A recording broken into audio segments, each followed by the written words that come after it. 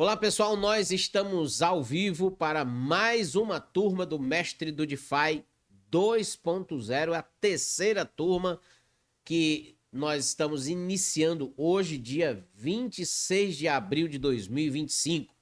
Nós temos o prazer, a alegria e a honra de termos pessoas aqui conosco que estão interessadas em crescer e conhecer também as finanças descentralizadas. E nós já vamos diretamente para o início do nosso treinamento.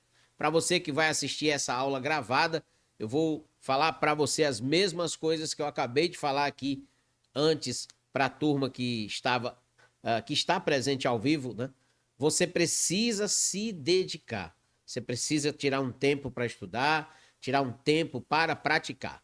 Somente ouvir as aulas ou assistir às aulas não vai fazer você compreender como funcionam as finanças descentralizadas. Se você vai precisar praticar, tá? E a prática é que vai te fazer mais seguro, vai te dar as ferramentas necessárias para você ir se desenvolvendo e descobrindo outros, né? Outros mecanismos, outros apps, outros sites, outras plataformas, outras estratégias, tá? O DeFi ele é maravilhoso porque ele é aberto, ele não tem limite. Você pode criar diversas estratégias onde o que nós vamos ensinar aqui pode ser desenvolvido muito por você lá na frente, tá bom? Uma coisa importante a se dizer, este treinamento não vai te entregar 100% de todas as plataformas que temos no mercado, porque nós precisaríamos de pelo menos 6 meses de treinamento, 1 ano de treinamento para passar por tudo que tem disponível no mercado. Mas nós vamos te ensinar a base, a estrutura, o pilar, para você ficar completamente pronto para encarar os desafios das finanças descentralizadas, certo? Então se dedique, foque no estudo, que eu tenho certeza que você vai alcançar os seus objetivos, tá bom? Então nós vamos começar, né? Como a gente gosta sempre de falar, vamos começar do começo. O que é finanças descentralizadas, meu querido professor Walter Silva, que você fala tanto lá nas lives do YouTube, né? Que você mostra aí resultados e as pessoas muitas vezes se perguntam como é que isso funciona? Como é que dá para fazer renda passiva todo dia? De onde sai esse dinheiro? Mas esse dinheiro vem de onde, né? O que eu tenho que fazer para conseguir participar desse processo? A gente vai entender 100% aqui dessa proposta através dessa construção de conhecimento que a gente tem pela frente a partir de agora.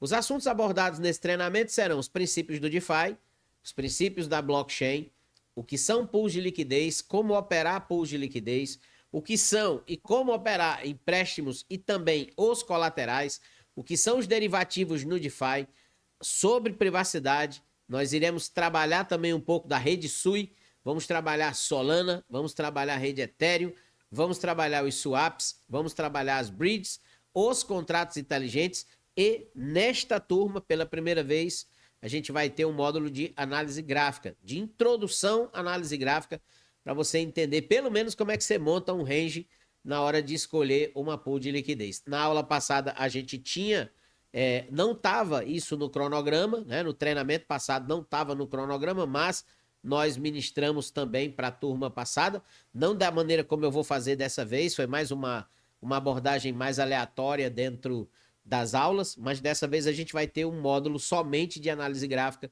ou seja, uma aula só para análise gráfica, e essa aula vai acontecer exatamente antes da aula de montagem de pools de liquidez, para vocês não ficarem tão assustados assim, como é que você separa um range, como é que você escolhe um range para negociar, tá? Beleza? E a gente vai avançando aqui no nosso conhecimento. Vamos lá, vamos pensar sobre DeFi. O termo DeFi vem do inglês Decentralized Finance, ou finanças descentralizadas. DeFi vem do inglês Decentralized Finance, ou finanças descentralizadas. Todo esse material didático que vocês estão assistindo, inclusive os slides, todos os textos, todas as estruturas pedagógicas que a gente vai utilizar no treinamento e o nosso mapa mental, todos serão disponibilizados até amanhã no nosso grupo do Telegram, tá? O grupo do Telegram será criado hoje e é exatamente lá onde vai ficar a gravação desta aula para vocês assistirem quantas vezes vocês precisarem, e as dúvidas e o suporte será no nosso grupo do WhatsApp, tá certo? Então, pensando sobre DeFi, nós temos nas finanças tradicionais os bancos. E o banco todo mundo sabe como é que funciona, né? Lá no banco você consegue o empréstimo, é lá no banco onde você faz uma poupança, é lá no banco onde você paga suas contas, é lá no banco onde você faz um financiamento, quando você quer comprar uma casa, quando você quer comprar um carro, quando você quer construir uma empresa, é lá no banco onde a gente resolve praticamente todas as coisas da nossa vida financeira. E o banco utiliza como moeda corrente a moeda local do seu país. Aqui no Brasil a gente utiliza o real, nos Estados Unidos o dólar, na Europa, na maioria dos países o euro, né? Mas também tem o franco suíço, tem a libra, tem outras moedas fiat, que a gente chama em vários lugares do mundo. E as finanças descentralizadas, elas vieram com o mesmo propósito, só que fora do sistema tradicional, fora dos bancos, né?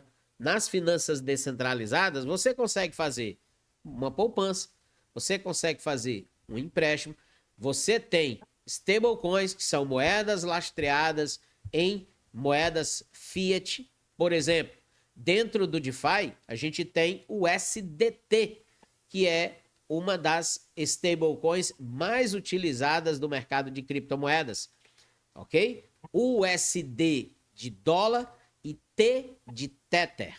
USDT.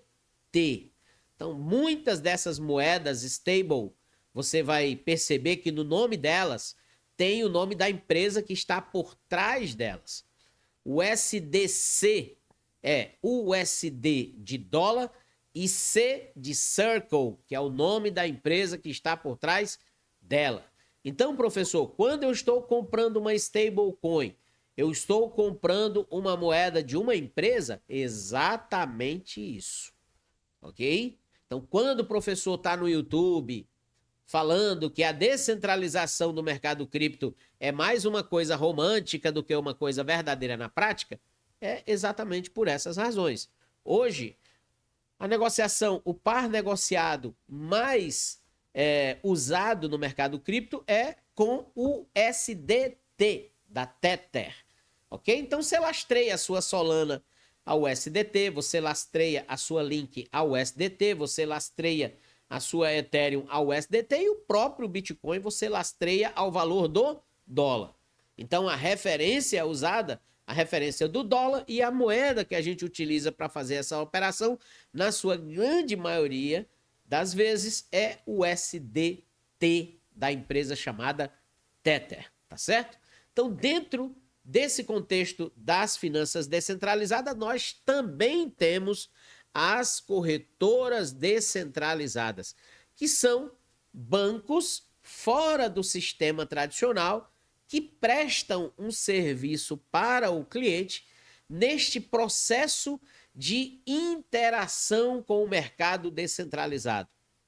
E as finanças descentralizadas, elas utilizam muito a Web3, que é uma terceira camada de internet que a gente conhece, né? Como os sites, o Google, a Amazon. Eu sou da geração que não havia internet no mundo. Então, na minha época de adolescente, a gente não ficava na frente do celular, até porque não existia.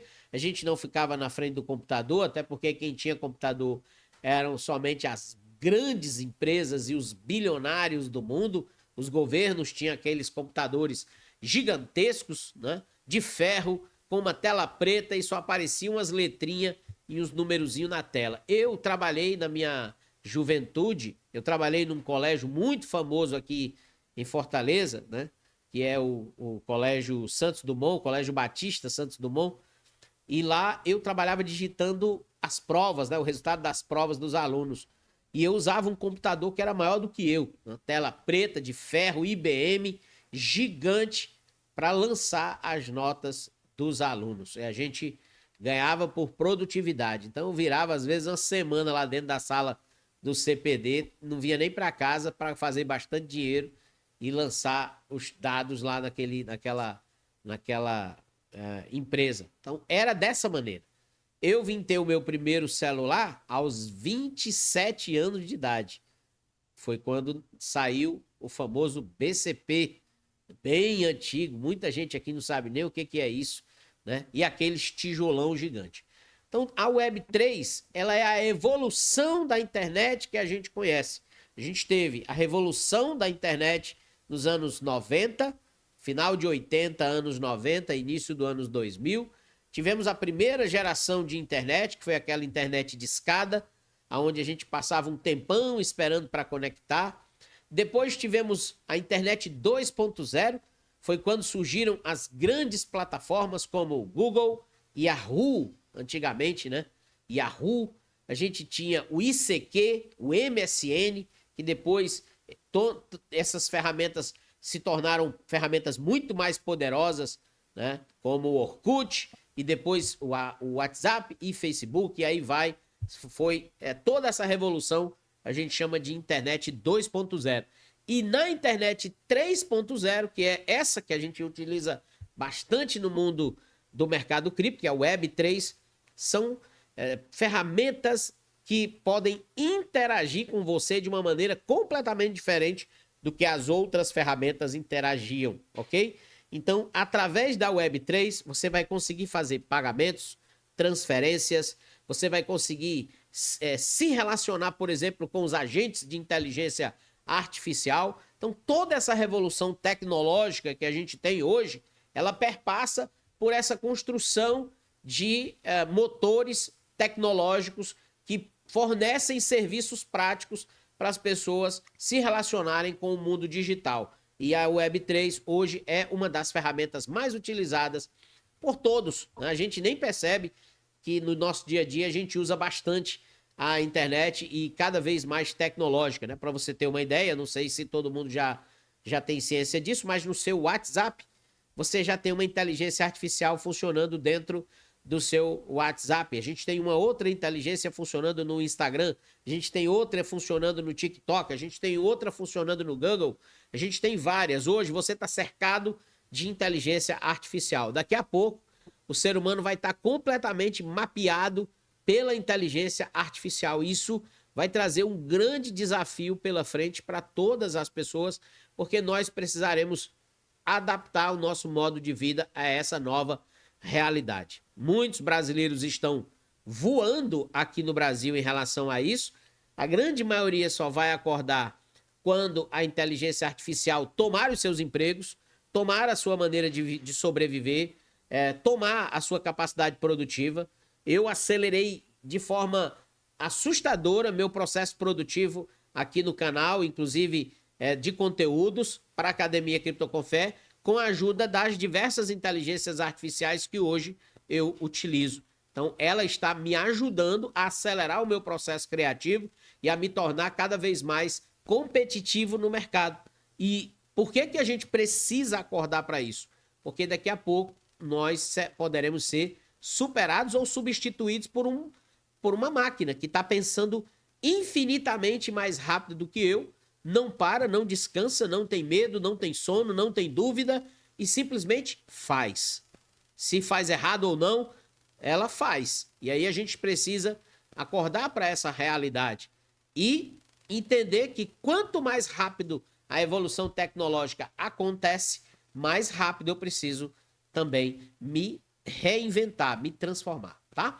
Então, nas finanças descentralizadas, também estamos inseridos em todo esse contexto tecnológico e é sobre tecnologia que nós iremos falar bastante neste treinamento. Então, se você tem mais idade como eu, se prepare para quebrar a cuca, abrir a mente e tentar entender e se relacionar com a tecnologia da melhor forma possível, certo?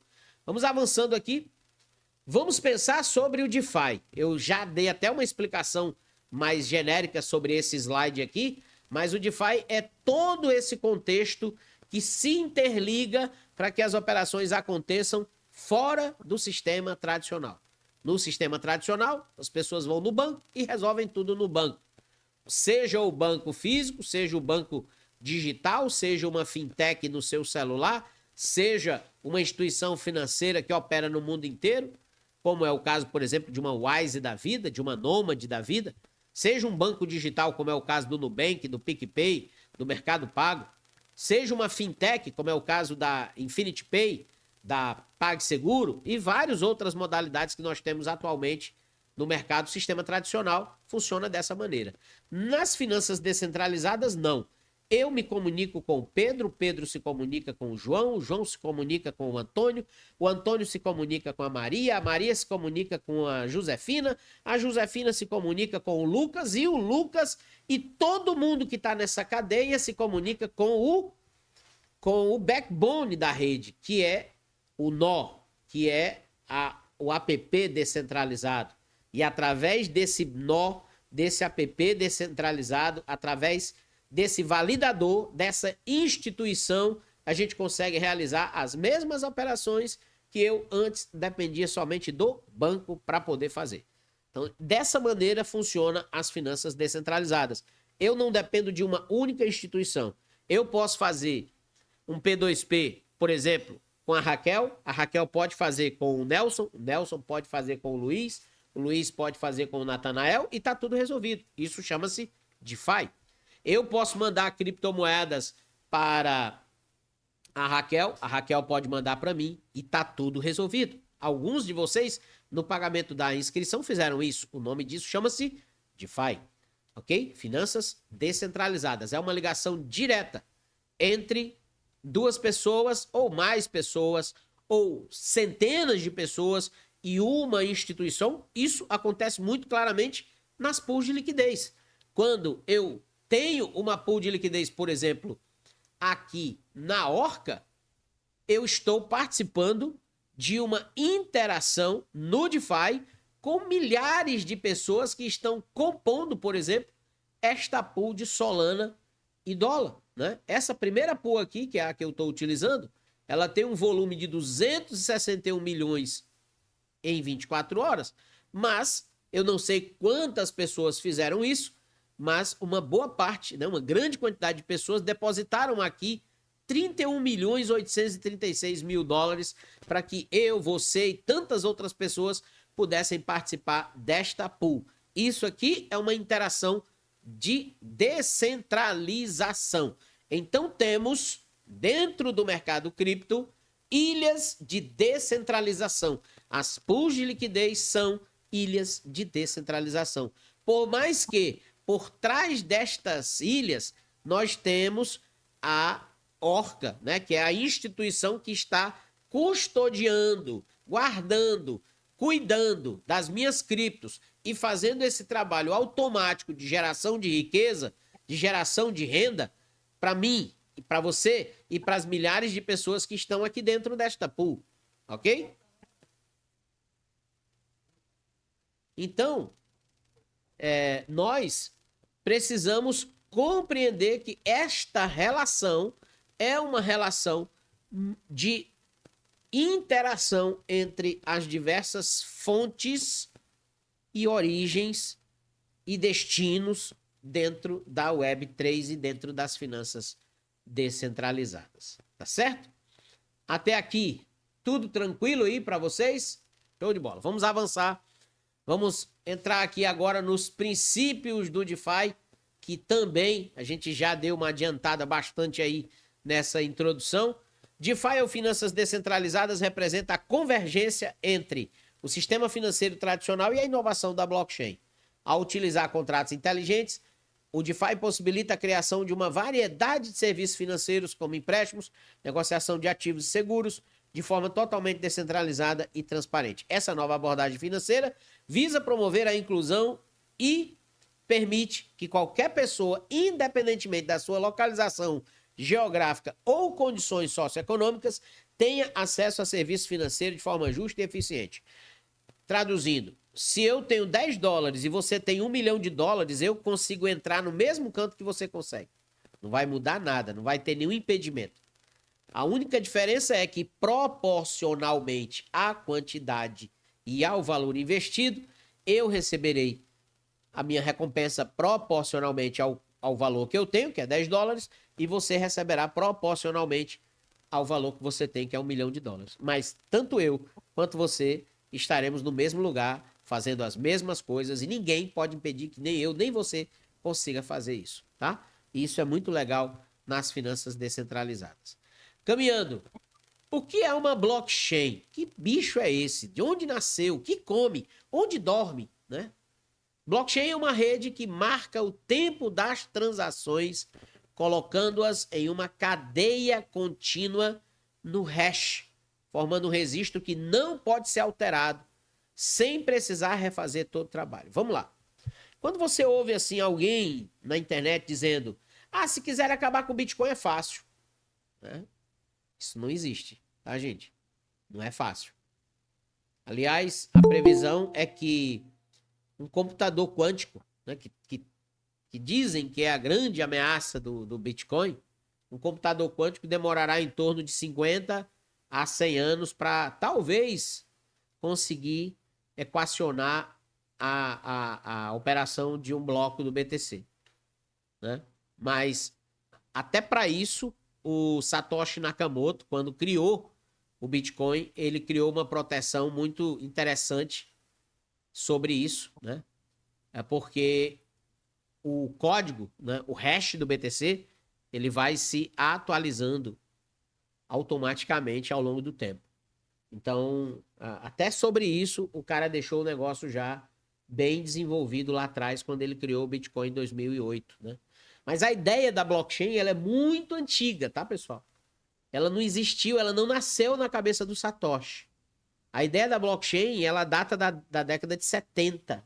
Né? Alguns falam até de que em 70 e poucos já se falavam sobre criar uma rede que fosse formada por blocos e esses blocos se comunicavam e que para o bloco 2070 existir, ele precisaria estar exatamente igual ao bloco Gênesis, né, que é o bloco zero, e ele somente seria acrescentado às informações do bloco atual. Então, quando a gente está falando sobre blockchain, a gente está falando sobre uma tecnologia extremamente segura e extremamente transparente e extremamente ágil, dependendo da configuração tecnológica que ela tiver. Certo? Então, para vocês terem uma ideia, o WhatsApp, ele é uma forma de uma blockchain. Ele é uma comunicação criptografada ponta a ponta e que toda essa construção ela é feita em cima dos princípios da criptografia. O Pix, ele é um modelo de uma moeda dentro de uma blockchain e que comunica você ao computador do Banco Central e ao computador do banco que você está mandando aquela grana ou recebendo em frações de milissegundos. Você recebe aquele dinheiro ou a pessoa recebe o dinheiro que você mandou. Então, nós temos na construção da blockchain essa característica de ela não ser modificada, ela não pode ser alterada. E o grande segredo de ela não ser modificada, não ser alterada, é o fato de que este primeiro bloco aqui, né, o bloco zero, a gente chama ele de bloco Gênesis.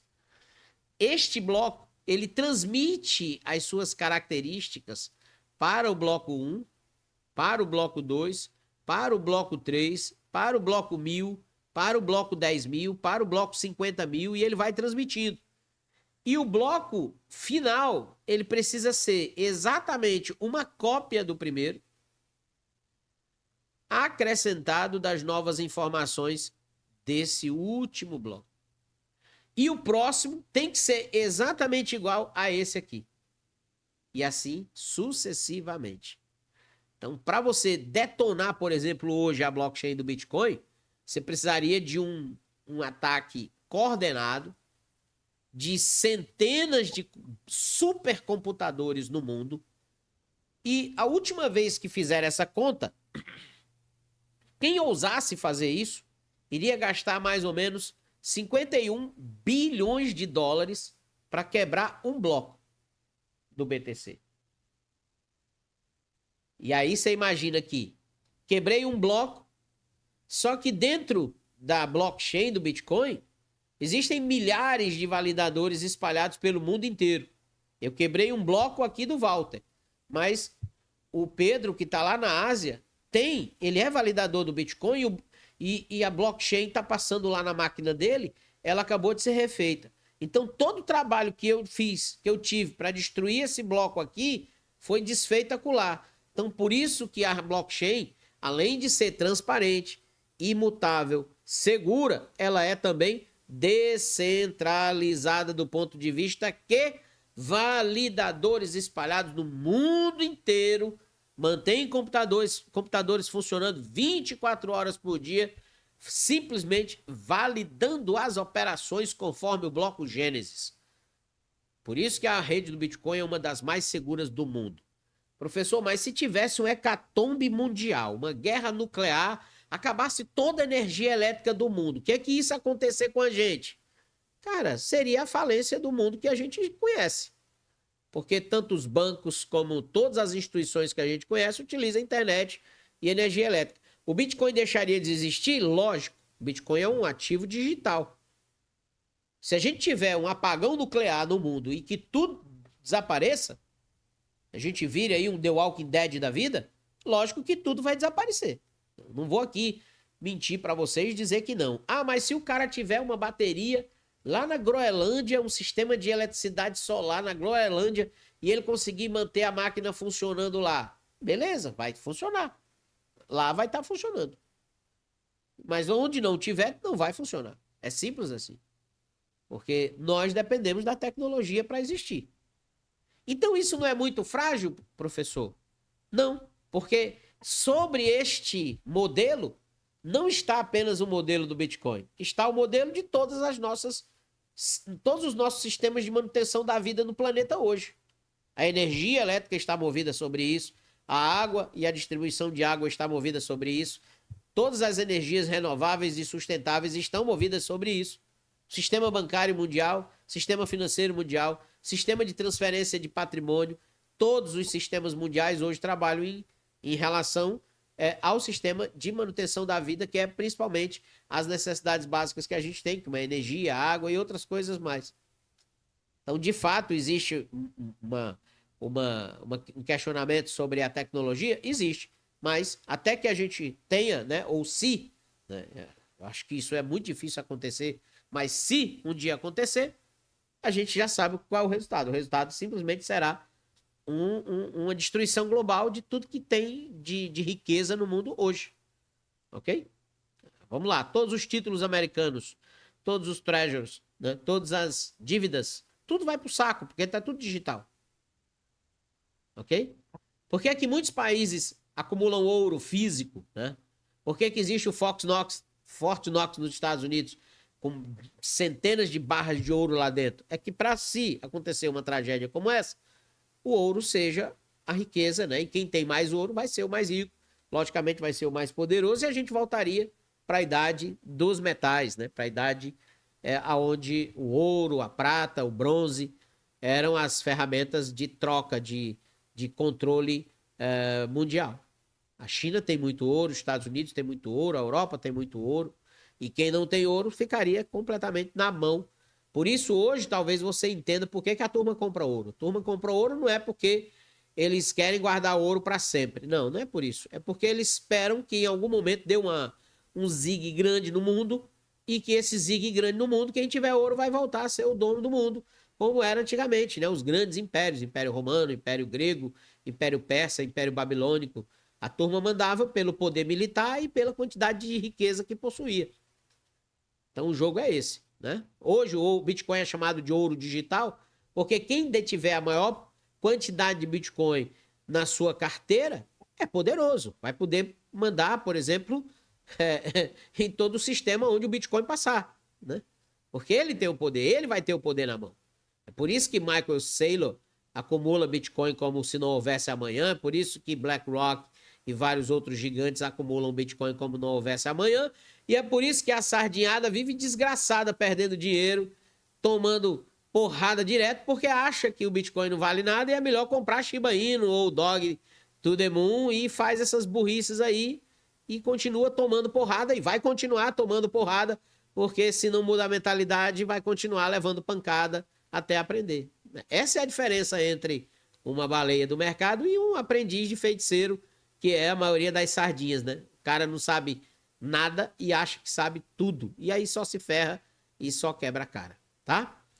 Beleza? Deixa eu mostrar para vocês aqui um exemplo da blockchain do Bitcoin funcionando. Muita gente não conhece. Vou mostrar para vocês aqui a mempool do BTC. mempool.space/pt. Isso aqui é a blockchain do Bitcoin em tempo real. A gente acabou de ter um bloco. Esse aqui é o bloco 894.068. Este bloco acabou de sair 3 minutos atrás. Em aproximadamente 10 minutos esse aqui vai sair e esse outro já está sendo construído e aproximadamente 21 minutos ele será liberado. E aqui é a construção ao vivo do bloco do BTC.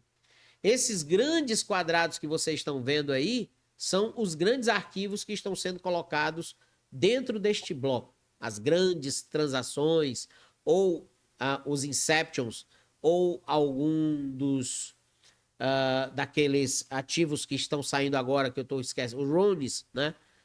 Pode ser uma imagem, pode ser uma música, pode ser um gráfico, pode ser alguma coisa que os caras estão colocando aí nesse bloco, ou simplesmente uma grande transação.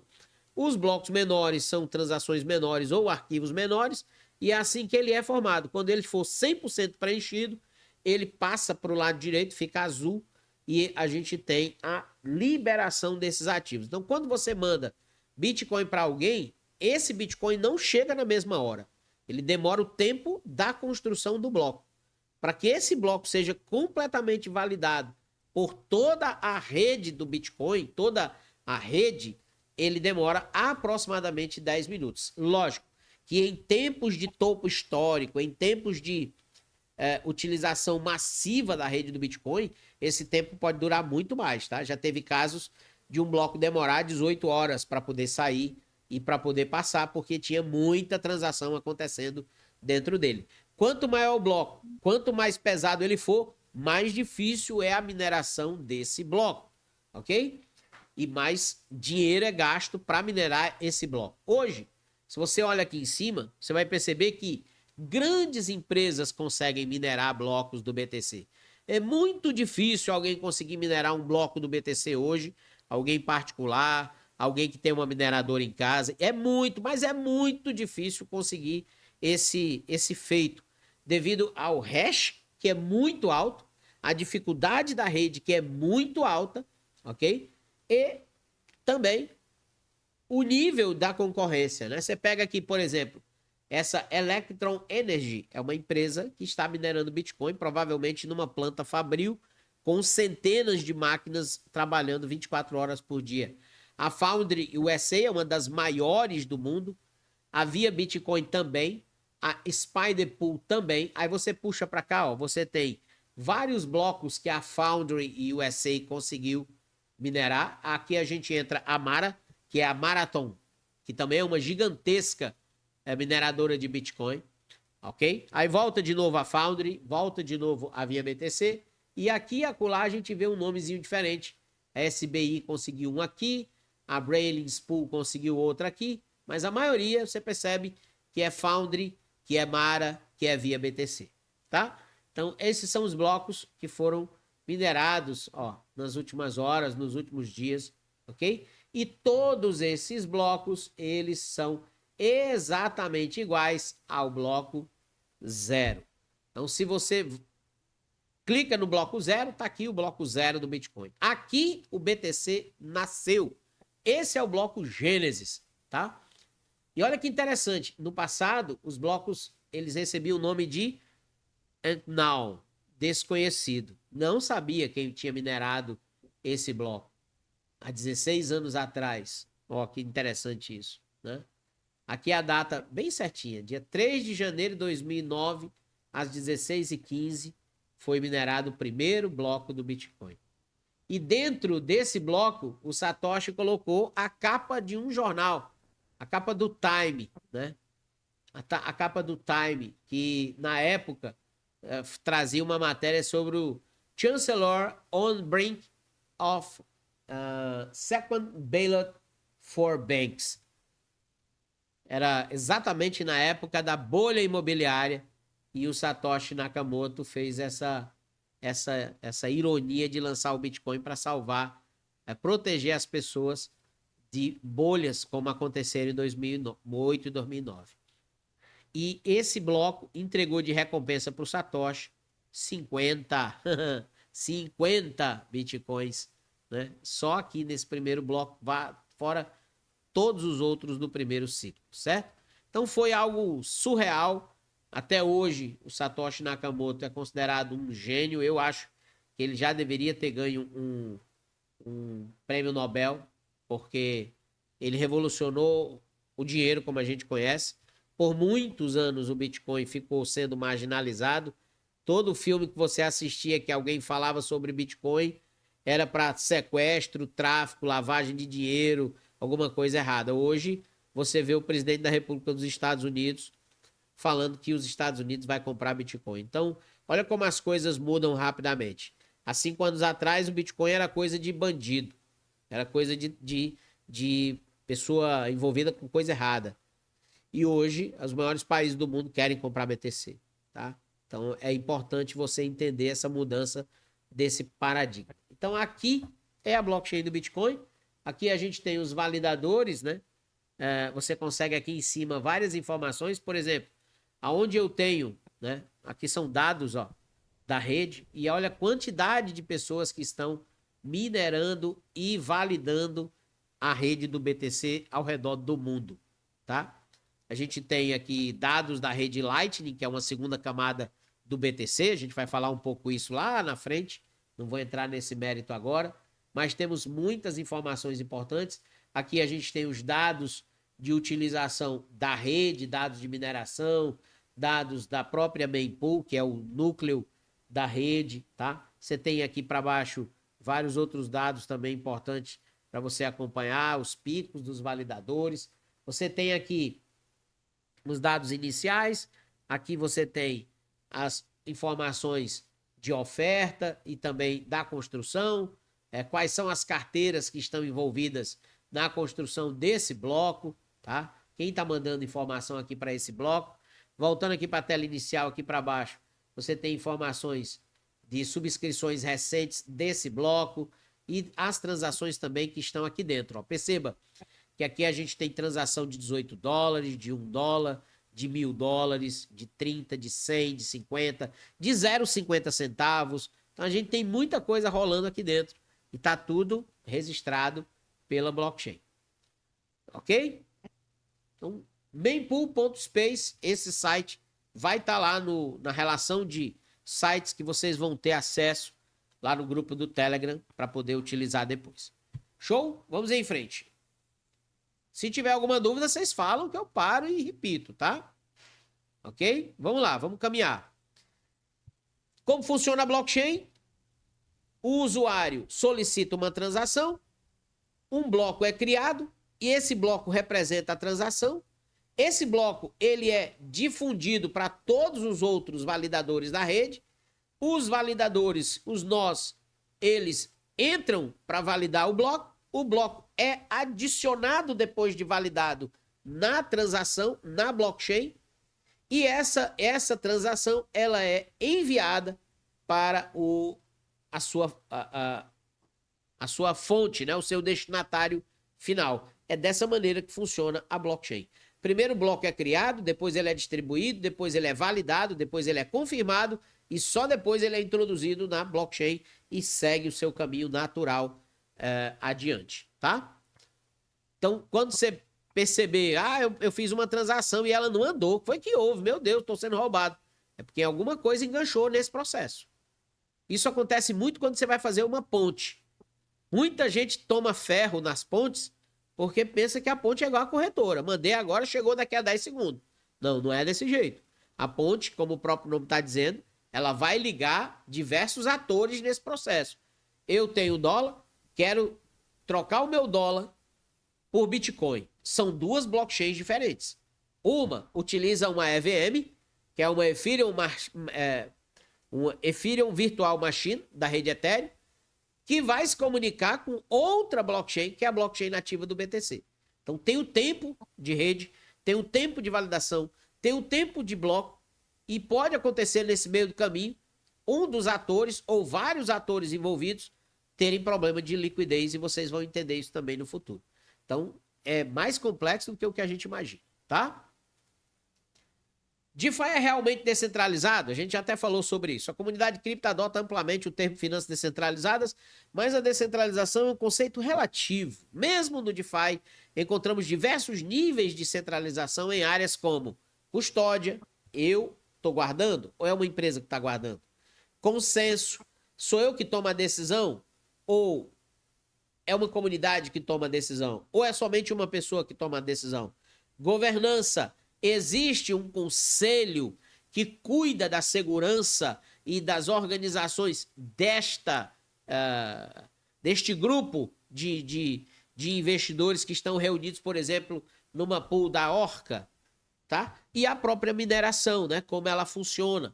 São quantos mineradores? Eles estão usando quantas máquinas? Essas máquinas, elas impactam no preço? Esses mineradores estão vendendo? Eles estão acumulando? O que eles estão fazendo? Tudo isso são ilhas de centralização, ok? Quando você pega uma empresa, por exemplo, como eu mostrei aqui agora, uma Marathon, que faz a validação de um bloco desse, ela pode vender tudo que ela está minerando amanhã, e não tem ninguém que impeça dela fazer isso. Se ela fizer isso, o que acontece com o preço? Uma queda muito forte, porque ela detém muita quantidade de Bitcoin, ela está minerando o bloco. Então isso impacta também no preço dos ativos. E é importante você ficar ciente desse contexto, tá? Vamos em frente. Já falei das stablecoins, isso aqui é só uma ilustração. Lá em 2017 surgiram as primeiras stablecoins, né? E muita gente dizia, olha, essa história de stablecoin dentro do DeFi é um cavalo de Troia, usando aquela analogia lá do cavalo que destruiu a cidade de Troia, né? Que os gregos, os atenienses, queriam conquistar Troia devido à traição de Helena de Troia ao rei grego, né? Ela tinha ficado com o filho e irmão do herói de Troia, me faltou o nome aqui agora, né? E por causa dessa briga passional, né? Desse chifre histórico, houve a queda da cidade de Troia, né? E muita gente falava que esse negócio de stablecoin aqui dentro do DeFi é um cavalo de Troia, vai destruir a gente. Muito pelo contrário, né? O que aconteceu foi que o DeFi cresceu de forma assustadora exatamente por causa das stablecoins, né? Hoje a gente não tem nenhuma operação no DeFi que não use stablecoin. Todas elas utilizam stablecoin. Então, às vezes a visão limitada também impede o crescimento. Seguindo em frente, só que nem tudo são flores. Existem riscos, tá? E é comum ouvirmos sobre os benefícios do DeFi, como maior acessibilidade, maior custo, maior transparência. No entanto, como em qualquer novo campo tecnológico, a DeFi também apresenta seus riscos. Que riscos são esses, professor? Nós temos vulnerabilidades em contratos inteligentes, nós temos uma grande volatilidade dos preços, nós temos o risco da liquidez, nós temos uma regulação incerta, uma regulamentação incerta, o risco da contraparte, além dos hackers e das fraudes. Isso tudo aqui é risco, tá? E muita gente para de operar ou não opera com medo disso aqui. Se você não operar com medo disso aqui, você não vai operar nunca. Porque isso aqui existe em todos os lugares, inclusive lá no Itaú. Existe risco no Itaú, existe risco no Nubank, existe risco de um Pix. Você pode mandar um Pix para uma pessoa, o Pix não vai, você vai ter um problema para resolver depois. Ou você está esperando receber um Pix de uma pessoa e esse Pix não chega, você também vai ter problema. Então, no DeFi também tem risco, tá? Os principais, contratos inteligentes. Esses riscos aí, eles são mitigados? Alguns sim, outros não. Alguns eu consigo controlar, outros não, tá? Então a gente precisa ter atenção. Eu sempre digo que a operação no DeFi é uma operação feita com muita cautela, você tem que fazer com calma, não pode fazer de qualquer jeito, não pode fazer na afobação, não pode fazer na correria, porque você vai ver muita coisa errada que vai acontecer e você não vai saber a resposta. Porque algumas coisas dependem de você e outras não, tá? Como a gente está lidando com um mecanismo que ele é interligado com diversos atores diferentes, em algum momento, um desses atores dá problema e toda a operação ela dá problema. E aí você tem que ter a paciência de esperar um outro tempo, ou então de revisar o que você está fazendo, para poder recomeçar o processo e finalizar de forma correta, tá? Vamos agora ver os princípios, os erros e os riscos, um por um. Vulnerabilidades em contratos inteligentes. Os contratos inteligentes, eles são a espinha dorsal do DeFi. Sem eles, nada a gente pode fazer. Esse contrato inteligente, ele foi criado e pensado por um carinha chamado... Deus do céu, hoje eu tô com branco na memória aqui, gente. Vitalik Buterin, que é o criador do Ethereum. O desenvolvedor, o pai dos contratos inteligentes, é o Vitalik Buterin, tá? Esses contratos inteligentes, eles foram pensados para dar funcionalidade e para criar mecanismos de interação com a blockchain. Até então, eles não existiam. O próprio Vitalik tentou criar isso para a rede do Bitcoin e foi barrado. Então, quando ele foi barrado para criar isso para a rede do Bitcoin, ele sai, ele é um dos caras que estavam lá na Bitcoin Magazine, lá no começo, né? E ele é um dos caras que sai desse grupo e cria a Ethereum. E quando ele cria a Ethereum, ele cria a opção e a possibilidade de utilizar contratos inteligentes. E foi através disso que a gente conseguiu chegar no que nós temos hoje de tecnologia embarcada dos contratos inteligentes, que eu acho algo sensacional, isso que o Vitalik fez. Esses contratos, se eles forem explorados por hackers ou se eles possuírem falhas, eles podem levar, sim, a perdas significativas para os usuários. Isso é muito importante você ter ciência disso, tá? Outro risco é a volatilidade. O preço pode subir rapidamente. Por exemplo, ontem um aluno me pagou a mensalidade em XRP. Se hoje a XRP tivesse caído, eu estaria hoje momentaneamente com prejuízo desse valor que eu recebi. Então, muita gente não quer receber pagamento em Bitcoin com medo exatamente disso, da volatilidade. Eu vou receber R$100 hoje, $100 hoje, e amanhã pode estar custando 60. Então, não vou receber esse negócio. Não quero isso. Só que as pessoas se enganam que essa volatilidade, principalmente no Bitcoin, ela é benéfica. Ela é completamente benéfica. E também nas principais altcoins do mercado, ela também é benéfica. Ela não é benéfica quando você compra, por exemplo, uma moeda fadada ao fracasso. Que, vamos ser realistas, atualmente, hoje a maioria é assim. Ela já nasceu com data de morte. E quem, por exemplo, faz hold de uma moeda dessa, está fadado a ter um prejuízo gigantesco. Ok? Então, os ativos digitais utilizados no DeFi, como criptomoedas, são altamente voláteis. E isso significa que o valor de seus investimentos pode variar significativamente em um curto período de tempo. Outro risco, risco de liquidez. O que é isso, professor? Liquidez é a capacidade que eu tenho de executar uma operação imediatamente. Por exemplo, eu comprei uma casa de 5 milhões de reais. Um dia desse me ofereceram uma casa dessa. 5 milhões de reais num condomínio fechado aqui, o Alphaville e tal, coisa muito linda. Só que eu consigo vender uma casa dessa rápido? Não. Quem pode comprar uma casa de 5 milhões de reais? Quem tem pelo menos 10, 20, 50 milhões de reais. Né? Alguém que tenha uma grana para poder comprar e manter uma casa dessa. Então a liquidez dela é limitada. Não é todo mundo que compra. Não é todo mundo que pode. Não é todo mundo que participa desse processo. Então, a liquidez está relacionada diretamente à capacidade que eu tenho de executar uma operação imediatamente. E isso pode dificultar a compra e a venda de ativos, principalmente naqueles momentos de pico do mercado. Muita gente quer vender o Bitcoin no topo, aí vai para o DeFi. No DeFi é mais difícil. Por que que os grandes mandam esse Bitcoin para as corretoras? Porque na corretora é no instante. Você chegou lá dentro, você vendeu. Bulk de ordens da corretora é gigante.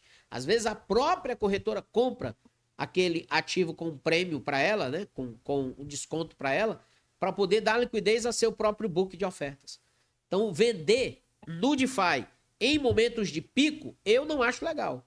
Porque pode ser que você esteja vendendo um ativo que naquele momento está com uma liquidez baixa. E aí você vai ter dificuldade para vender, a operação não vai finalizar e você vai ficar maluco da batatinha. E existe uma coisa no DeFi que chama-se slippage. Que Django é isso, professor, slippage. A slippage é uma taxa, é um ágio que eu pago para poder botar minha operação na frente do outro. Então, se a operação está rodando para todo mundo a 0,5% de ágio e eu quero vender logo, eu aumento a minha para 0,50%, para 1,0%, para 2,0%, para 5,0%. E o mercado sabe jogar com isso. O nome disso chama-se arbitragem.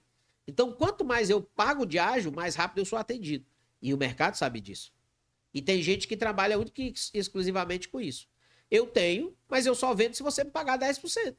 E ponto final. É assim que o jogo funciona. Tá? Outra coisa que eu quero dizer para vocês, tá, gente? No DeFi não tem mimimi. Ah, eu fui enganado, meu Deus, coitadinho de mim, eu sou um inocente. Esse povo é muito ruinzinho. Me enganaram. Ai, meu Deus do céu. Não, olha, vou dizer uma coisa para você.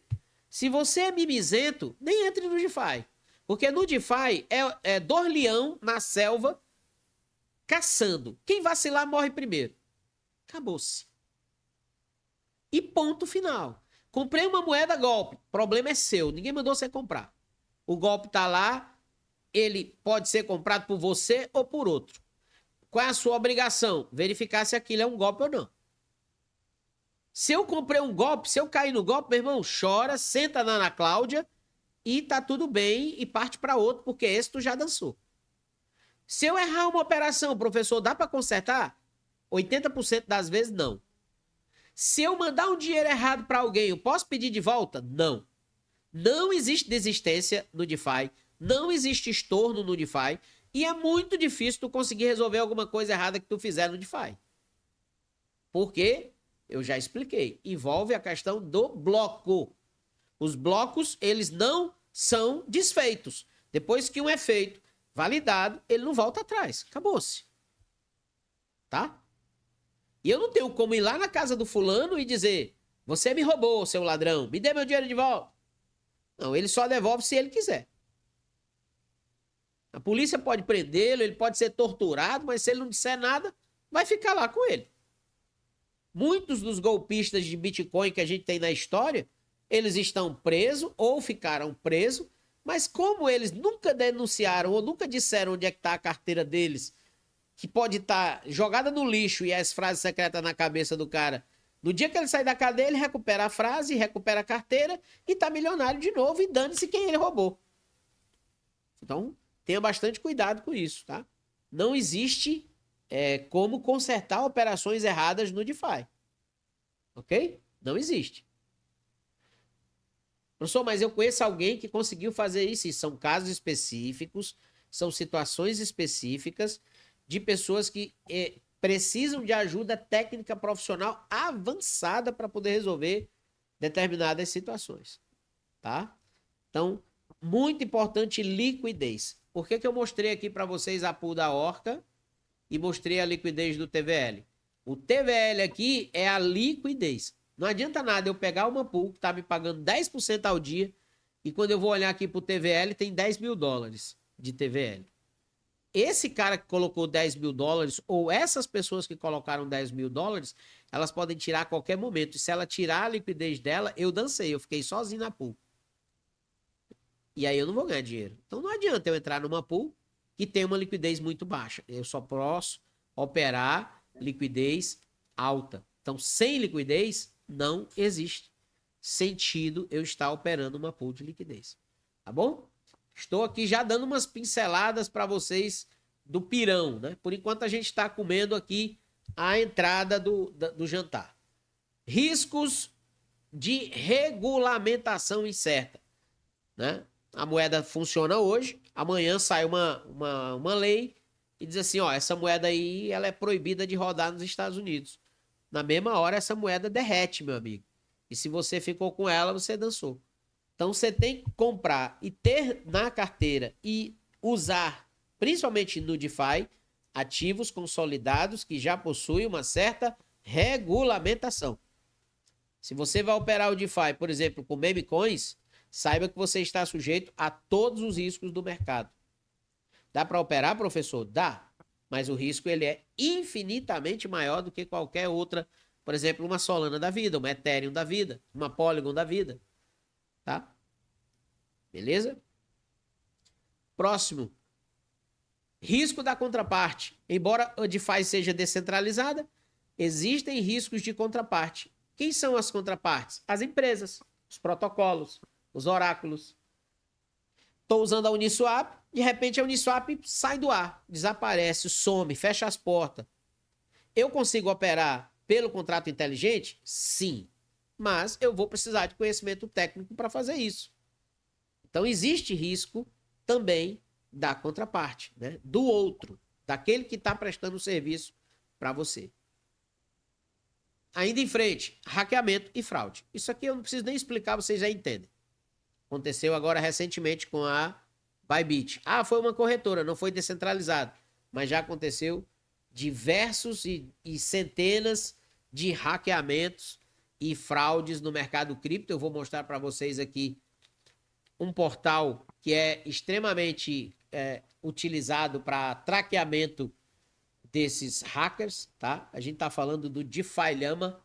Deixa eu só achar aqui, ó, na aba hacks. A gente tem todos os hacks que aconteceram na história, do maior ao menor, de maior importância ao de menor importância. O maior de todos até agora foi o da Bybit, 1,4 bilhão de dólares. E lá em 2022 a gente teve o da Ronin. A Ronin era uma ponte que usava para fazer transferência, né? Uma ponte de infraestrutura e teve uma chave privada comprometida, ok? 624 milhões foram perdidos. A terceira foi da Poly Network, também 611 milhões, teve um acesso ao controle, né? Um exploit de acesso ao controle. A Binance Bridge também foi hackeada em 2022, 570 milhões. A CoinCheck também foi hackeada em 2017, se eu não estou enganado. Foi 534 milhões. Então, hackeamento sempre teve, tá, pessoal? Em corretora, em ponte, ao todo, mais de 11 bilhões de dólares já foram perdidos em hackeamento e fraude. Então, você tem que ter cuidado, sim, porque os caras não brincam em serviço, tá? Os caras não brincam em serviço, beleza? E como mitigar os riscos?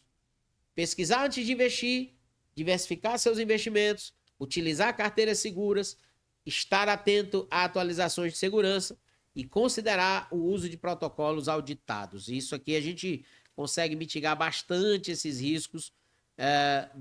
Quanto mais a gente conhece o sistema, mais a gente conhece o modelo, menos a gente se arrisca, ok? Beleza? Pesquisar antes de investir. Se eu vou comprar uma moeda, eu preciso saber se aquela moeda é boa, se ela tem segurança, quem estão nas redes sociais, quantos investidores tem, quantos holders daquela moeda existe, qual é o valor do market cap. Tudo que eu puder pesquisar, eu tenho que pesquisar. Mas o que a turma faz? Alguém fala no YouTube uma moeda e o maluco vai lá e bota $1.000. Aí depois perde o dinheiro e a culpa é do mercado, não é dele, porque ele é uma vítima da sociedade. Ele é um coitadinho. Não, ele é um imbecil que comprou uma moeda porque alguém mandou no YouTube. É um imbecil. Não tem outra palavra para dizer. É um grande imbecil. Então o que você precisa fazer? Pesquisar, meu irmão. Ferramentas gratuitas. A mais conhecida de todas. CoinMarketCap. Entrou no CoinMarketCap, você vai pesquisar o ativo. Aqui tem tudo, aqui é a Bíblia das criptomoedas. Eu quero saber tudo sobre... Vamos lá, vou pegar uma aleatória aqui. Vamos pegar aqui a moeda do Trump, né? O golpe aqui do Trump. Aqui tem tudo sobre o Trump. A moeda Trump. Tudo, tudo, tudo, tudo, tudo. Tudo. Inclusive, informações sobre quem está holdando lá pela Arcan, que também é uma ferramenta de pesquisa, só que ela é muito mais complexa, a gente fala dela depois. Mas aqui eu tenho tudo, eu tenho as redes, o market cap, quantos tokens estão circulando, quantos tokens ainda serão colocados em circulação, como é que está a evolução do gráfico, inclusive do tempo todo de vida dela. Ela nasce, sobe, bate lá um topão de $70, depois cai para menos de $7, depois sobe para 15 e vai enganando os bestas, e os bestas vão acreditando nessa mentira, e é isso. Então tenho todas as informações, inclusive quais são as corretoras que estão listadas nesta moeda. Se tem alguma corretora descentralizada também, eu consigo, aqui ó, na palavra DEX, eu consigo saber onde é que vende também essa moeda. Se ela tem operação no mercado à vista ou no mercado futuros. Ó, no futuros eu tenho lá na Hyperliquid, eu tenho na Orderly, eu tenho na Vertex, na Drift e na Sim. Ok? E todos os detalhes eu tenho aqui, ó, sobre esse ativo. Então, é simples, eu venho aqui no CoinMarketCap, pego todas as redes sociais, verifico aqui embaixo, verifico os contratos que ela funciona. Né? Ela é uma moeda nativa da rede da Solana, então tá aqui o contrato inteligente dela. Aqui é o site dela, aqui é o X dela. Se ela tem outras redes sociais como o Telegram, quais são as carteiras que eu consigo comprar e colocar? Eu consigo colocar na Trust Wallet, eu consigo colocar na Soulflare, eu consigo colocar na Backpack e eu consigo colocar na Phantom. Então eu tenho todas as informações desse ativo aqui no CoinMarketCap. Outra ferramenta também muito conhecida por todo mundo é a CoinGecko. Muita gente conhece, mas a turma não utiliza. Então, a CoinGecko é uma ferramenta também de pesquisa de ativos criptográficos, onde você também tem todas as informações sobre os ativos. A mesma coisa do CoinMarketCap, tá? Então, pesquisar antes de investir. Quero informações mais detalhadas. Vai ler o white paper do projeto. Vai ler como que esse projeto foi criado. Qual o objetivo desse projeto. E onde é que eu acho isso, professor? Aqui. Você escolheu um ativo, pegar aqui a XRP. Você escolheu um ativo desse aqui. Né? Todas as informações estão aqui. Tudo está aqui. O site, as carteiras, a comunidade. Tudo tá aqui, o GitHub dele, o ID da Ripple, as redes que ele utiliza, as categorias, tá tudo aqui. Se eu quiser ler o white paper, é só entrar no site, lá no site vai ter, ok? Então tem todas as informações, tudo que tem aqui para você aprender sobre XRP, gente. E não fazer papel de trouxa comprando um negócio que você não sabe nem para que funciona. Tá? Então você tem que aprender a pesquisar antes, muito antes de comprar. É obrigação você fazer isso, tá? Beleza? Diversificar. Ah, eu vou comprar todas a minha carteira vai ser 100% XRP, porque eu vi o professor falando que XRP é um negócio legal. Vou comprar tudo XRP. Você vai levar porrada. E eu acho bem feito. Você tem que diversificar. Você precisa diminuir os riscos. Não se pode colocar todos os ovos em uma única cesta. Beleza, professor, mas eu comprei tudo de Bitcoin. Todo o dinheiro que eu tenho está no Bitcoin. Também está errado.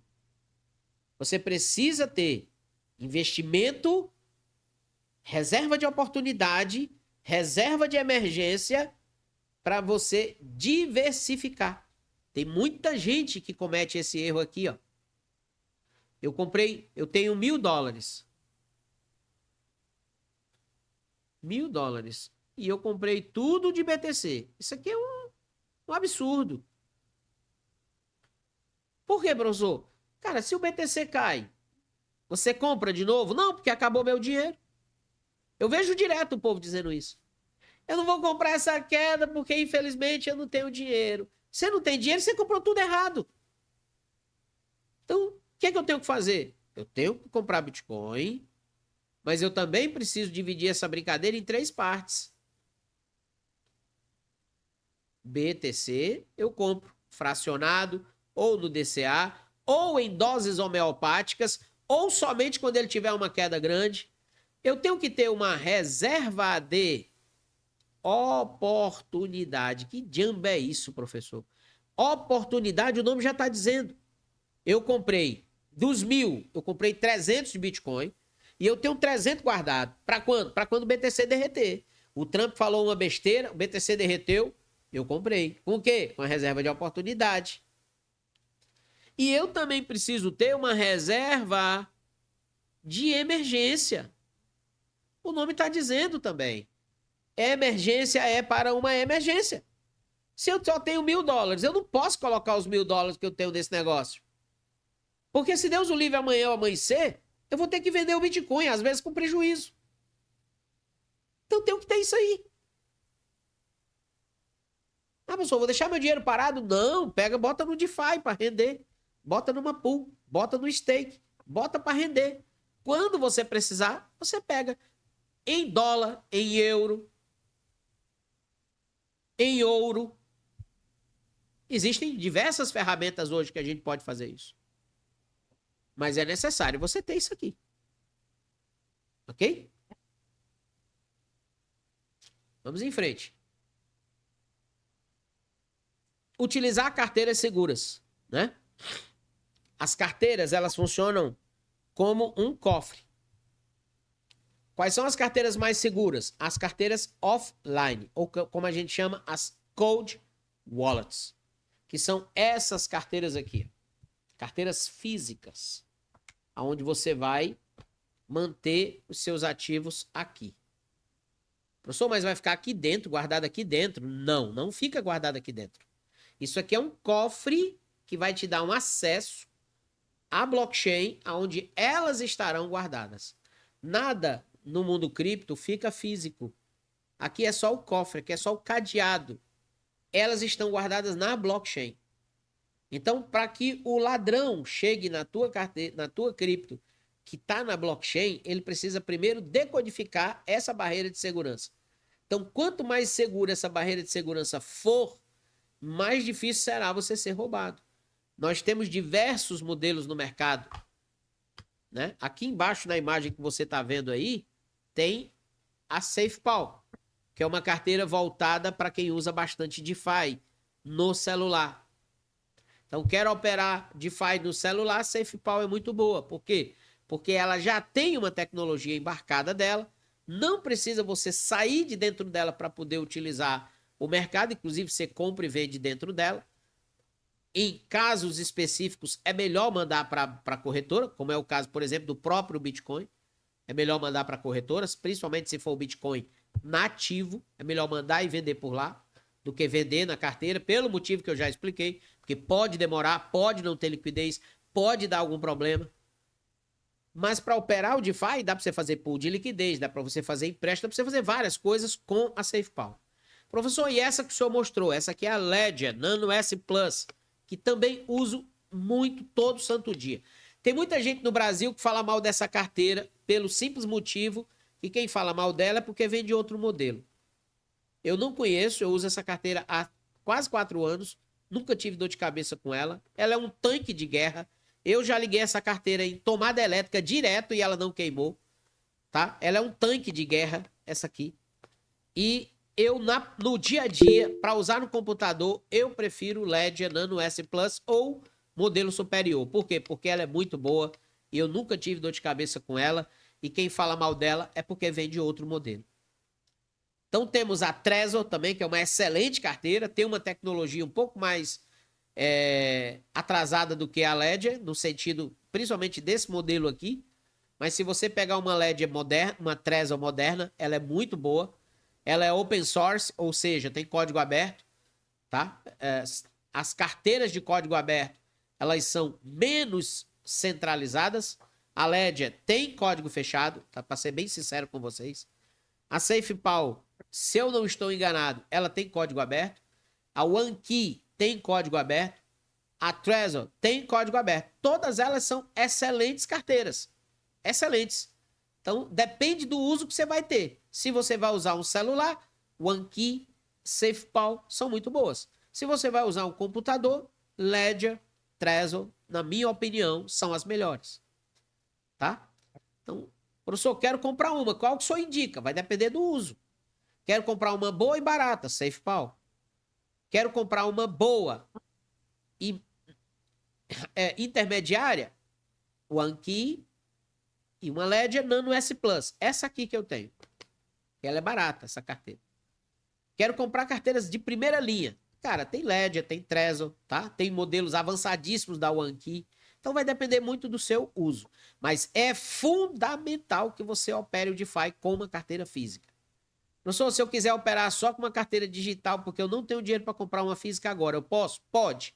Para aprender, pode. Não pode, no momento que você pensar em colocar uma grana maior, não coloque com carteira digital, porque você vai perder dinheiro. E eu posso te dizer por experiência própria, eu já perdi dinheiro dessa maneira. Professor, não posso usar só uma MetaMask da vida? Não. Posso usar só uma Phantom? Não. Posso usar só uma Reb? Não. Não. Só a extensão da SafePal? Não. Se eu quiser usar só a carteira no celular, ser uma carteira física? Não. Por quê? Porque você usa o computador para tudo, você usa o celular, inclusive, para tudo. Tem gente que usa até para assistir uns vídeos educativos aí que tem no meio do mundo, né? Para ver as conversas das primas. Não posso falar besteira não, que tem criança no chat. Nessa primeira vez nesse treinamento tem um adolescente conosco estudando. Primeiro, eu estou muito feliz. Segundo, eu estou muito honrado, porque ensinar um adolescente para mim é maravilhoso. Sinal de que o Bitcoin chegou onde eu queria que chegasse. A próxima geração será uma geração de vencedores. E eu acho que na próxima aula eu vou ter também mais um adolescente aqui, que vai ser o meu sobrinho, que eu estou convidando ele para participar desse treinamento. Então isso é maravilhoso. Parabéns, tá? Parabéns para o pai do... Acho que é Lucas, né? O nome dele. Deixa eu só confirmar aqui. Deixa eu só confirmar se é o Lucas mesmo que tá aqui. Não, é o Silas Júnior. Silas Júnior, né? Silas Júnior. Ele tá aí, é um adolescente. Parabéns, meu querido. Deus te abençoe profundamente, tá? Parabéns para os seus pais que te abrir esse caminho para você. Você vai crescer. Eu não tenho sombra de dúvida, não tenho dúvida sobre isso, tá? Seja muito bem-vindo e parabéns. Até aqui alguma dúvida, pessoal? Tô só falando ser escalado aí. Eu tô assustado. Por enquanto, tudo certo, professor. Odon, tudo tranquilo. Natanael, tudo tranquilo. O pessoal que tá aí pela primeira vez, tudo tranquilo. Tudo tranquilo, professor. Tudo tranquilo, professor. Então vamos embora. A gente já está chegando perto do final da nossa primeira aula. É como eu falei para vocês, é uma aula mais de nivelamento, tá? Esteja atento às atualizações de segurança da sua carteira. Mantenha seus softwares e aplicativos atualizados para se proteger contra novas vulnerabilidades. Eu utilizo no meu dia a dia programas originais. Quem opera DeFi não pode usar o Windows craqueado, não pode usar o Office craqueado e, de preferência, tem um antivírus pago. Hoje, você consegue comprar uma licença do Windows e do Office com R$70. Se alguém precisar, é só falar comigo no privado que eu tenho um fornecedor aqui no Brasil que ele entrega pra gente chaves originais por R$70. Não é golpe, não é roubo, não é nada disso, tá? É alguém que trabalha lá dentro, que eu não sei como é que ele faz, eu também não perguntei, mas eu acho que não é nada errado, porque vende no Mercado Livre, se você procurar lá no Mercado Livre tem, tá? Não vou mentir aqui pra vocês, mas tá lá no Mercado Livre. Se tá no Mercado Livre é porque o Mercado Livre entende que não é nada errado, né? Então, a gente tá aqui ajudando os alunos com essa facilidade aí de comprar chaves originais para os seus programas. Eu aconselho você a fazer isso. O Windows, o Office precisa ser original. E, de preferência, um antivírus, para você não ter dor de cabeça. Pago, tá?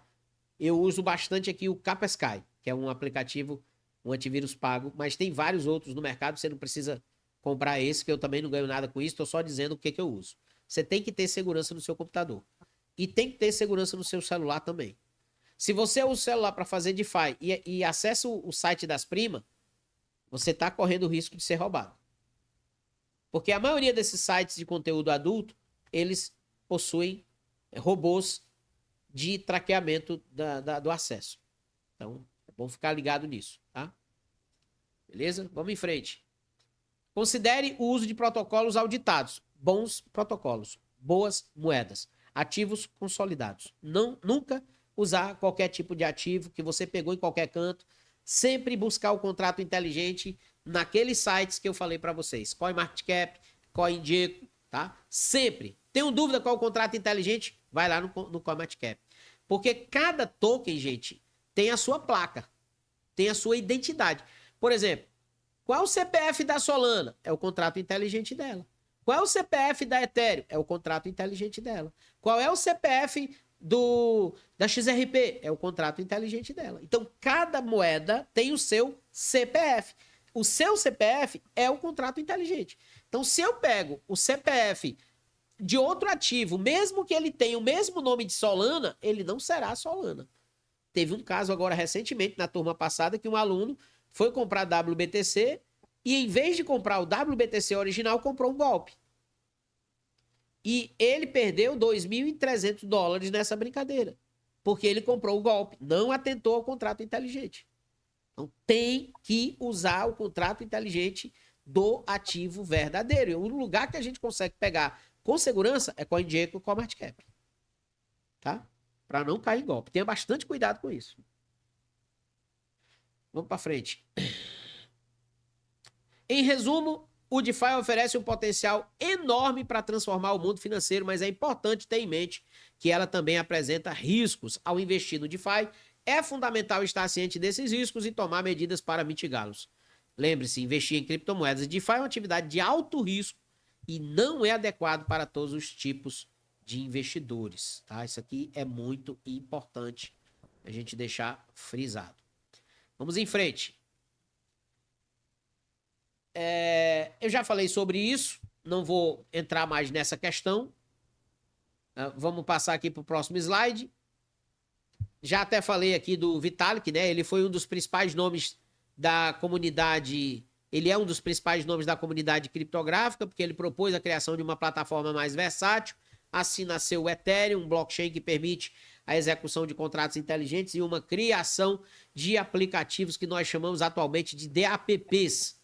A Uniswap é um DApp, a Orca é um DApp, a Ledger é um DApp, a Radeon é um DApp, a Camino é um DApp. Então, todas essas plataformas que a gente utiliza no DeFi, nós chamamos de DApps.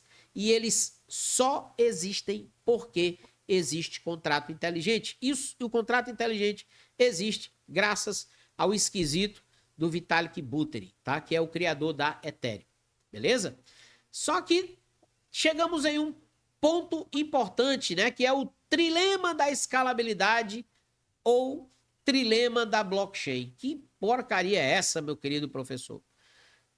O trilema diz que um ativo, para ele ser bom, ele precisa estar equilibrado entre escalabilidade, segurança e descentralização.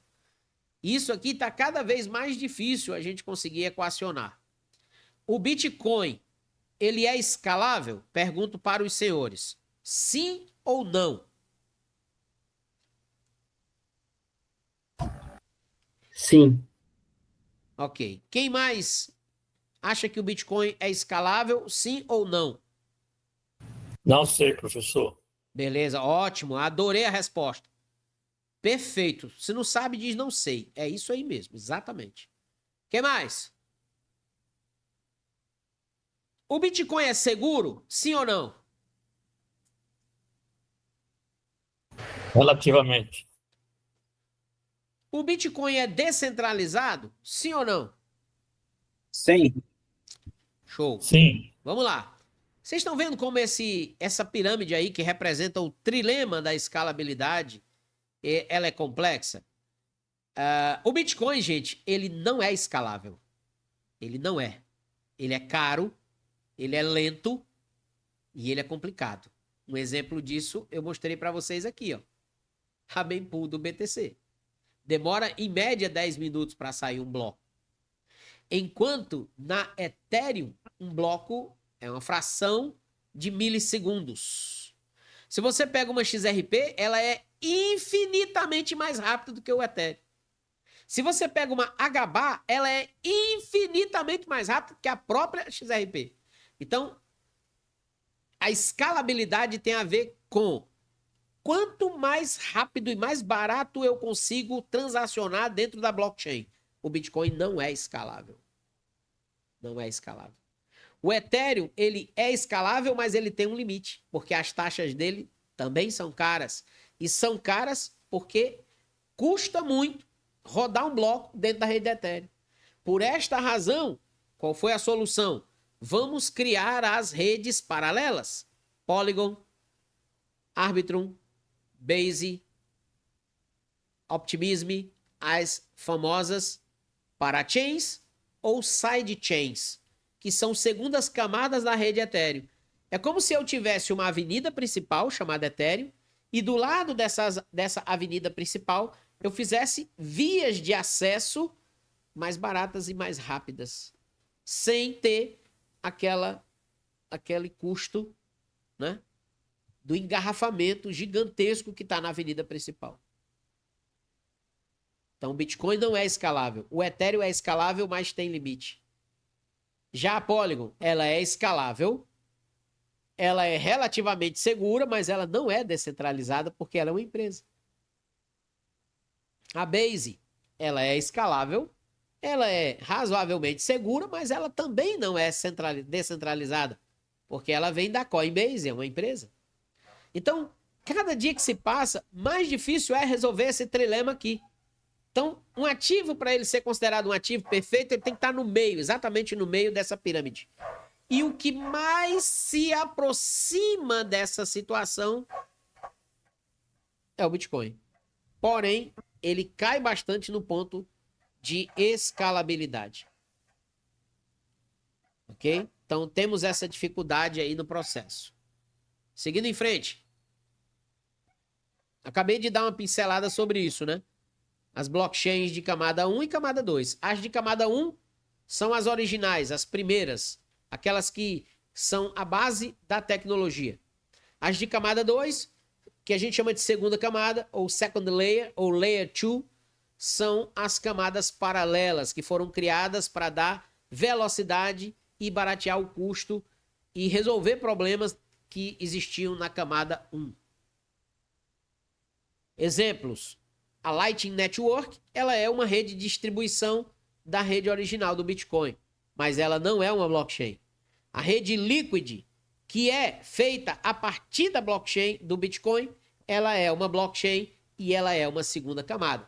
Então, nós temos várias camadas nesse processo. O Bitcoin é a camada original, é a rede principal. Temos uma segunda camada que é a rede Liquid, que é uma Layer 2, e temos uma rede de distribuição chamada Lightning Network, que é onde as pessoas fazem a maioria das transações usando satoshis. Uma carteira muito famosa que faz muito esse serviço é a Wallet of Satoshis. É uma carteira usada para você fazer pagamento no dia a dia com o próprio Bitcoin, tá? Dá para fazer tranquilamente como se você estivesse fazendo um Pix. Beleza? Então, exemplo também de outras segundas camadas nativas. A Arbitrum, que é da Ethereum, a Optimism, que é da Ethereum, a zk-Sync, que é da Ethereum, e a Polygon, que é considerada uma sidechain.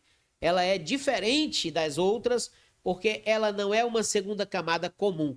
Ela é uma sidechain, é uma rede paralela que está exatamente do lado da rede principal, porém ela não utiliza a moeda nativa da rede principal. A Polygon utiliza POL, enquanto todas as outras segundas camadas do Ethereum utilizam o Ethereum para pagar a taxa. E a gente vai ver isso lá na frente também, tá? Ok? Já falei sobre a questão das rodovias, né? Aqui a gente tem principalmente essa questão aí de conhecimento, né? A grande discussão até então era: eu preciso saber o que está dentro do bloco? Aí alguns disseram sim, mas quando eu sei o que está dentro do bloco, eu dificulto a velocidade desse bloco. Eu diminuo a escalabilidade dele. Ele demora mais para sair e ele se torna mais caro, porque eu preciso validar transação por transação. Então, alguns pensaram o seguinte: vamos fazer um negócio mais rápido e mais tranquilo, que são os chamados roll-ups, ou os enroladinhos otimistas, de conhecimento zero. O que que eles fazem? Eles simplesmente validam o bloco. Ele não quer saber o que está lá dentro do bloco. Ele vai lá, o bloco chegou na rede, ele entrou na rede da Arbitrum, aquele bloco, a Arbitrum pega aquele bloco, né, e leva aquele bloco inteiro, sem querer saber o que tem dentro, leva ele e valida ele na rede da Ethereum. Pronto, ela pagou lá centavos de dólar, trouxe de volta, mandou para frente. Ela não quer saber o que está lá dentro. Já uma Polygon da vida, ela olha o que tem dentro, tá? Ela vai lá e vê o que é cada transação. Demora um pouquinho mais, mas ela verifica o que tem dentro. Então, são as operações de conhecimento, tá? Então, tem essa diferença aí de uma para outra, que no uso do dia a dia não vai mudar nada para você. Isso aqui é mais uma questão teórica para quem gosta de entender sobre isso. Repito, todo esse material vai ser dividido para vocês, tá? Rollups otimistas funcionam com a premissa de que todas as transações são válidas, a menos que alguém prove o contrário. Isso permite um processamento mais rápido, mas requer um período de desafio durante o qual qualquer pessoa pode contestar uma transação. Se uma fraude for detectada, o bloco é revertido. Na história da blockchain, isso nunca aconteceu. Mas a zk5 e a Arbitrum possuem essa característica. Se alguém disser que houve um problema, esse bloco ele é desfeito em até 7 dias.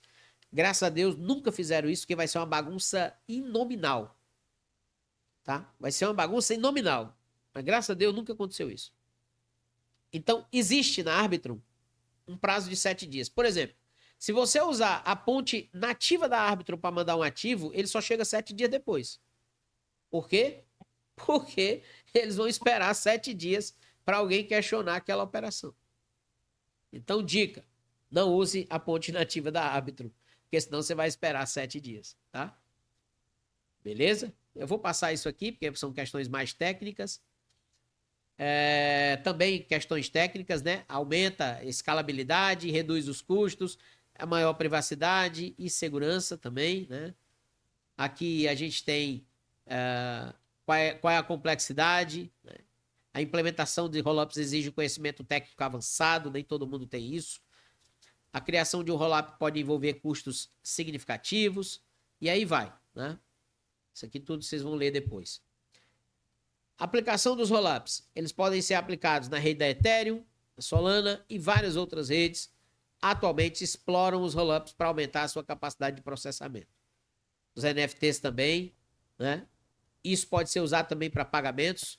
Muitas redes hoje utilizam os rollups para aumentar a segurança em relação aos pagamentos. E os rollups podem permitir a criação de aplicativos de DeFi mais complexos e escaláveis. Ok? Em resumo, os rollups representam uma inovação importante na área de blockchain, oferecendo uma solução promissora para o problema de escalabilidade, ao permitir que um grande número de transações seja processado fora da blockchain principal. Os rollups abrem caminho para um futuro com blockchains mais rápidas, eficientes e privadas, tá? Aqui a gente entra numa parte que eu acho muito interessante, que é a interação com o DeFi na prática, certo? Já falei aqui sobre alguns detalhes da Web3, né? A Web3 é a nova forma de interagir com a internet, onde a internet se conecta com o dinheiro sem intermediários. Para interagir com os DApps, utilizamos uma carteira Web3. Essa carteira Web3, ou, como eu acabei de falar, carteira digital. Pode ser uma MetaMask, pode ser uma Reb, pode ser uma Solana, pode ser uma Phantom, pode ser uma Trust Wallet ou várias outras que a gente tem no mercado, tá? Também já falei sobre as carteiras físicas, né? Que vocês vão poder ver depois. Para quem quiser comprar uma carteira com desconto, a gente tem um link de desconto com os principais fornecedores do Brasil, para você comprar sua carteira com segurança e desconto. E a gente já entra aqui em conceitos de prática do DeFi, que serão desenvolvidos na próxima aula. Liquid Mining, Yield Farming e Staking. São nomes em inglês, alguns são mais difíceis de guardar, mas eles são diferentes. O que é o Liquid Mining? É o processo de geração de interesse em cima da sua posição de cripto, tá? E aí, esse processo chama-se AMM, ou Automate Market Maker, ou formador de mercado automático. Você se torna um fornecedor de liquidez para uma corretora descentralizada. É o processo que é feito, por exemplo, aqui na pool da Orca. Quando eu pego as minhas criptos, as minhas Solanas, e eu trago para a Orca para formar uma pool de liquidez, eu estou me tornando um AMM, um Automate Market Maker, ou um formador de mercado autônomo. Hoje, isso é tão importante, gente, que o preço da Solana hoje e de todos os ativos que são usados em pool de liquidez, ele é formado baseado na liquidez que as pools possuem. Para vocês terem uma ideia, várias corretoras atualmente, elas buscam ativos dentro também das pools de liquidez. Muitas vezes o ativo ele não está disponível na carteira da corretora e ela precisa daquele ativo para realizar uma operação. Então o que ela faz? Ela se comunica com a Orca, se comunica com a Uniswap, se comunica com outras plataformas, pega ativos emprestados naquele exato momento, depois ela repaga para essas pools. Então, hoje o mercado de pools, o mercado de DeFi, ele é um mercado que ajuda, inclusive, as corretoras a sobreviverem no seu dia a dia. Isso é muito interessante. O Yield Farming é uma das principais inovações trazidas pelo DeFi. Além de fornecer liquidez, alguns DApps incentivam a participação em algumas pools com a emissão do seu token. Assim, o investidor pode alavancar os ganhos e também passar a participar do risco do DApp, pois está exposto ao token do mesmo. O que é isso na prática? Eu tenho Solana, aí um DApp da Solana, por exemplo, uma Gito, vai lá e diz assim, deixa a tua Solana aqui, eu vou te dar um prêmio para tu deixar a tua Solana aqui. Aí você vai lá, ele te paga uma rentabilidade e ainda te dá mais um buster, né? Te dá um prêmio para você deixar a sua Solana lá. Então ele pega a tua Solana, vai usar a tua Solana no mercado, ele te paga uma rentabilidade por ano e em cima disso, ele ainda te dá um recibo digital, que é um NFT, e esse NFT, ele te garante um outro ganho por fora dessa operação que você acabou de fazer. Isso a gente chama de Yield Farming. Você está ganhando para farmar, para deixar aquele ativo guardado em uma determinada plataforma. E a terceira opção é o staking, que é manter os ativos bloqueados em um DApp para receber recompensa, assim assumindo o risco de variação do mercado, do token e o risco do aplicativo. Por exemplo, peguei minhas Solanas e emprestei para Camino. É um tipo de staking. Ela disse que vai me pagar 5% ao ano. Eu estou certo de que se a Solana subir ou descer, ela vai subir e descer também lá na Camino. E se um dia a Camino deixar de existir, eu dancei com os meus ativos, porque eu emprestei meus ativos para Camino para receber juros em cima disso. Isso chama-se stake. Algumas corretoras fazem isso. A Binance faz, a BingX faz, a CoinEx faz, a Bybit faz, tá? E elas pagam recompensa para quem deixa seus ativos lá guardadinhos dentro da corretora. Como a gente aqui usa o DeFi, a gente usa também no DeFi, fora das corretoras, para fazer dinheiro em cima desses ativos que eu tenho na minha carteira. Até aqui alguma dúvida, pessoal?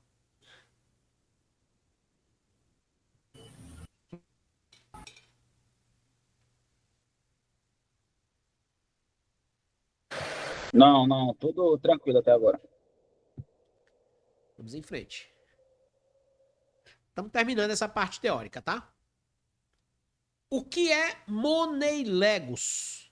Os Money Legos, eles são a construção de estratégias utilizando diversos aplicativos ao mesmo tempo. Por exemplo,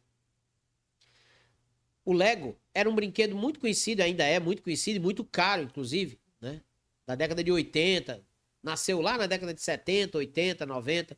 E hoje quem tem um Lego tem uma obra de arte, né? Tem até um item de colecionador. Como é que ele funciona? Ele pega diversos blocos e vai empilhando um bloco ao outro para você montar uma pool de liquidez, ou vai para montar um empréstimo, ou vai montar uma estratégia de staking, ou vai montar uma estratégia de yield farming, ou vai montar uma estratégia de empréstimo estruturado ou de derivativo. Você tem todas essas modalidades e a gente chama isso de Money Legos. Dinheiro empilhado em diversos protocolos que irão te recompensar. Com o Money Legos, nós conseguimos entender que cada protocolo se comunica com os outros dentro da blockchain e assim a gente consegue fazer o empilhamento de protocolos para ganhar renda passiva, ganho exponencial, mas com aumento também dos riscos. Quanto mais protocolos eu empilho, mais arriscado é a minha operação. Por exemplo, vou dar um exemplo prático aqui para vocês. Trazer aqui para a Orca. Vou dar um exemplo prático. Eu tenho 10 Solanas. Ok? Tenho 10 Solanas. Tenho 10 Solanas aqui. Eu não quero vender minhas Solanas, eu não quero arriscar minhas Solanas no mercado maluco. Então, o que que eu faço? Quero colocar minhas Solanas para mim ganhar renda passiva. Então, eu tenho algumas opções. Eu posso fazer uma pool de liquidez direto com ela e dólar, ou somente ela. Tá? Ou eu posso também fazer o seguinte, começar o Money Legos. Eu vou lá para Camino e eu empresto minhas 10 Solanas para ganhar uma taxa de 4,5% ao ano. Só que, ao fazer isso, a Camino libera para mim um valor para que eu possa pegar emprestado. Então, eu deixei 10 Solanas e eu posso pegar pela Camino 7,5 Solana de volta. Então, eu pego 7,5 Solana de volta e agora, em tese, eu tenho 17,5 Solanas. 10 estão emprestadas, 7,5 eu tomei emprestado. Essas 7,5 eu posso trazer para um aplicativo como a Orca e montar uma pool de liquidez com essas 7,5, ganhar a taxa e essas taxas eu posso pagar este empréstimo que eu fiz na Camino gradualmente. Ou seja, se eu ganhei 10 dólares de taxa dessa pool de 7,5 Solanas, eu posso pegar esses 10 dólares e levar de volta para Camino e repagar gradativamente. Esse processo chama-se Money Legos. Ou eu posso fazer também o seguinte, tenho 10 Solanas,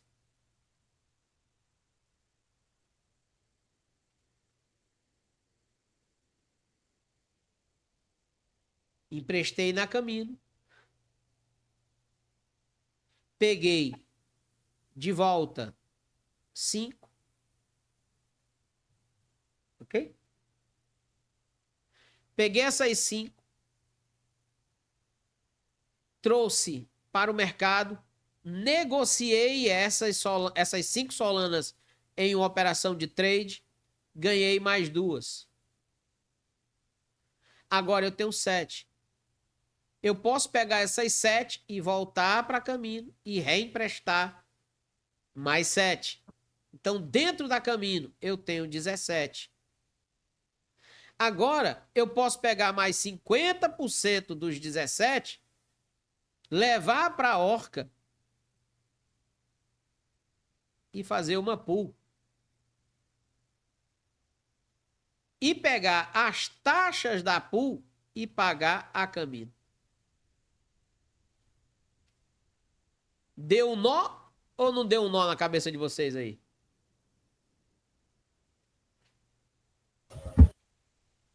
Eu achei incrível, na real. Só que o nome disso chama-se alavancagem. Na verdade... Interessante. Oi. É interessante. Show. Na verdade, eu tenho 10. Mas eu já tô com 17 aqui. Então eu tô devendo 7. Eu posso fazer dinheiro com essas 17? Posso.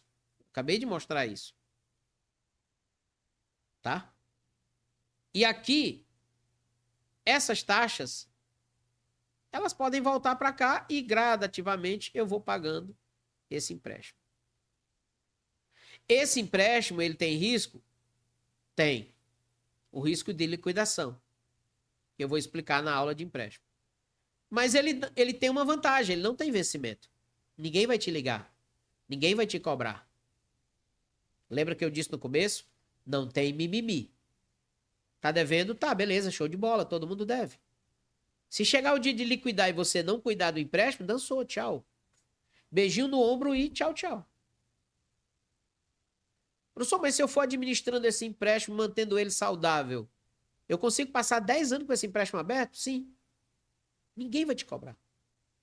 Você vai ganhar juros pelas 10 que você deixou lá e vai pagar juros em cima do valor que você pegou emprestado. No frigir dos ovos, praticamente um anula o outro. Enquanto isso, você está exposto à valorização positiva e negativa da Solana. Se ela sobe, seu dinheiro sobe. Se ela cai, seu dinheiro cai. Se você sabe administrar esse jogo, cara, você nunca fica sem dinheiro no mercado. Você não precisa vender seus ativos na hora de uma necessidade. Mas para isso você tem que fazer a estratégia correta. Quando eu falo lá no YouTube que vou fazer uma pool, não é só fazer uma pool, gente. Gente, se fosse tão simples fazer uma pool, todo mundo era milionário. Se fosse tão simples emprestar, todo mundo era rico. Existe a estratégia por trás da coisa. Para funcionar, você tem que saber o que você está fazendo. Senão você vai perder dinheiro. E vai perder dinheiro muito. Você vai, inclusive, pode perder todo o seu dinheiro nesse jogo. Porque não é simples. Tudo isso aqui que eu estou desenhando para vocês, eu faço já há bastante tempo. Vou dar um exemplo prático aqui para os senhores. Vou abrir aqui a plataforma da Camino Finance, que a gente vai... Não aconselho ninguém fazer nada por enquanto. Espere a aula de empréstimo, por favor, para você não ter dor de cabeça. Eu peço a você, por favor. E aí, se você for teimoso, resolver fazer, não me ligue, não peça minha ajuda, se vire se der merda lá. Ok? E aí, se quiser minha ajuda, vai pagar mentoria e eu vou cobrar, não vou fazer de graça. Porque eu vou ensinar, é só vocês terem paciência. Mano, mas eu quero fazer porque eu sou o bichão. Então te vira boi depois, se der boi bombar, problema é teu. Então o que acontece aqui na Camino? Eu tenho 154 Solanas emprestadas aqui na Camino. Hoje, no preço atual, eu tenho 22 mil dólares aqui dentro da Camino emprestado. Desses 22 mil dólares, eu peguei 6.300 dólares de empréstimo. Eu emprestei 154 Solanas e eu tomei de empréstimo dólar, esse aqui é um dólar, tá? A PUSD, é o dólar da PayPal, no valor de 6.300 dólares. Então, eu devo para a Camino 6.300 dólares e eu tenho depositado na Camino, hoje, no valor atual, 22 mil dólares. Se eu for liquidar, acabar com esse empréstimo hoje, eu tenho de saldo $16.680. Tá mais de 100 mil reais. Tá? Qual é o meu preço de liquidação atualmente? $54. Ou seja, se a Solana cair para $54, eu sou liquidado. Só que eu estou bem distante disso, porque o meu LTV é 27%. Em tese, eu estou com 27% de tomada de empréstimo em cima do total de garantia que eu deixei lá. Eu estou de boa, posso dormir em paz. Ok? Eu estou pagando 7,49% ao ano em cima da PIUSD e estou ganhando 5,43% em cima da Solana. Tirando um pelo outro, pela variação de valorização da Solana, eu ainda tenho um net APY positivo de 4,5%. Ao ano, eu estou ganhando isso aqui. 4,65% ao ano.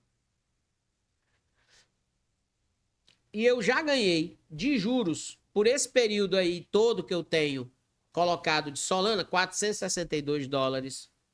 Eu já ganhei em cima desse total.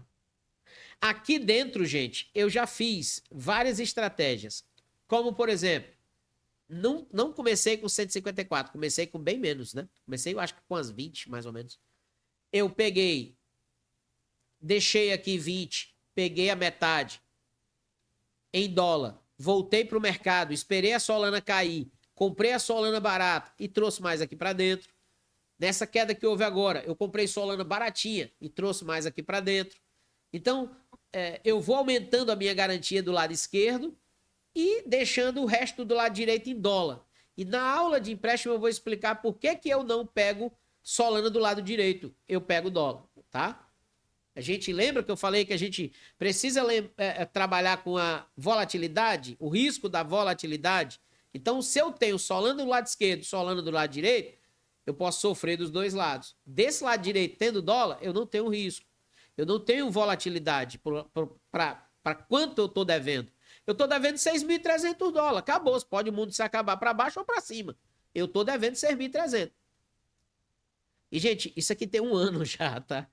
Tem um ano essa brincadeira rodando aqui. Então, vocês percebem que a turma no YouTube fala muita besteira, diz assim, é vendedor de curso, mentiroso, não tem nada, palhaçada. O cara vai pra prática, o cara passa vergonha. Porque o jogo é assim.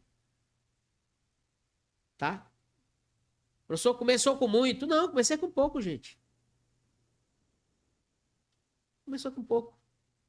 Todo mundo que me pergunta hoje, como é que eu começo? Você tem R$10 aí no bolso? Tenho, dá para começar com R$10. Faz uma pool de liquidez com R$10. $2. A gente faz uma pool com $2.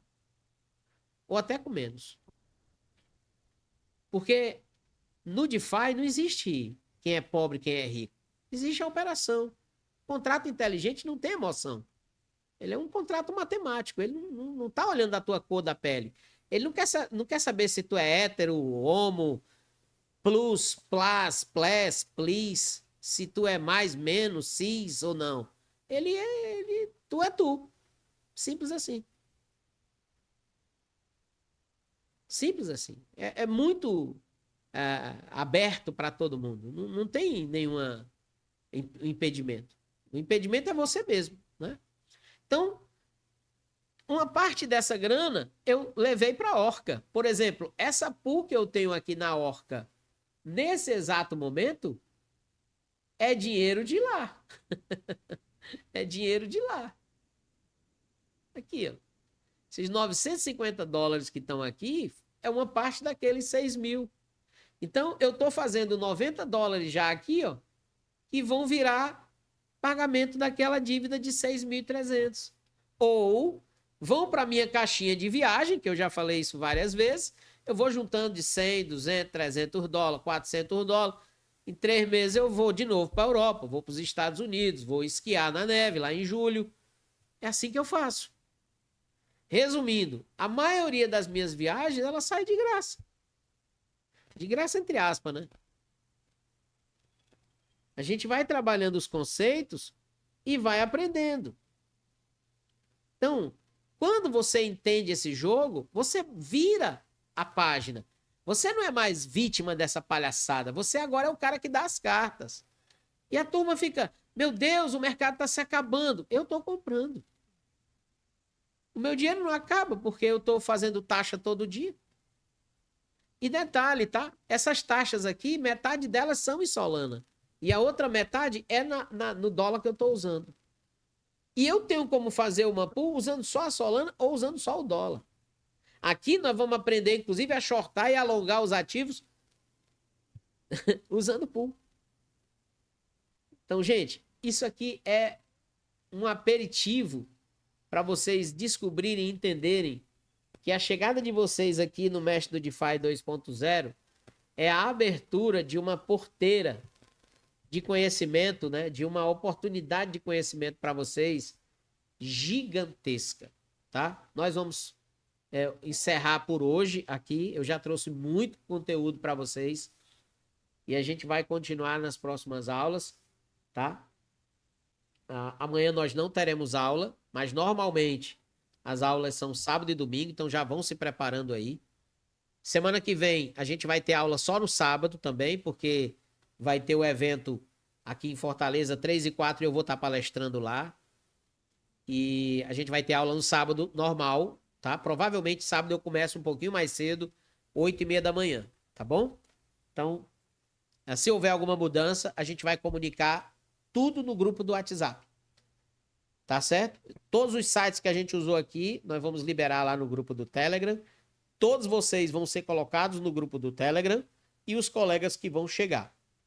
No final do treinamento, todos vocês serão incluídos no grupo geral de suporte do Mestre do DeFi. Então, vocês vão se juntar com as outras turmas anteriores para um ir ajudando o outro e o professor, eventualmente, também contribui com todo mundo lá dentro.